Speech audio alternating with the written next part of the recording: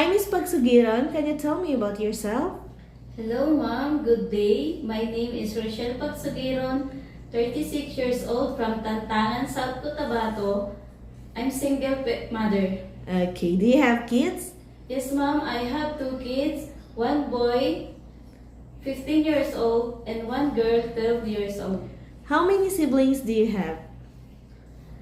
I have 6 siblings, 1 brother, 5 sisters, and I am the eldest child. Okay, can you tell me about your educational background? I am high school graduate. Okay, do you have work experience abroad? Yes, ma'am. I have worked as DH in Doha, Qatar from June 2017 to May 2024.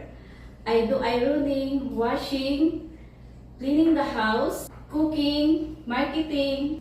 In my first contract, there were 4 kids there. I took care the 3 and 4 years old.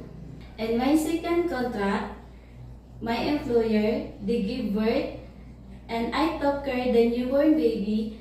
My third contract, my madam gave birth, and I also took care to the newborn baby.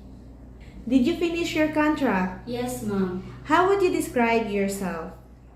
I am honest, hardworking, cheerful, and loving mother. Do you have any tattoo? No, ma'am. Did you undergo to any kind of surgery? No, ma'am. Why do you want to work abroad? I want to help my family financially, save to the future of my kids. Okay, are you scared of dogs and cats? No, ma'am. Can you give me your idea how you can take care of naughty children and children with tantrums? I will talk to them about it and come wise. Okay, that would be all. Thank you. Thank you, ma'am.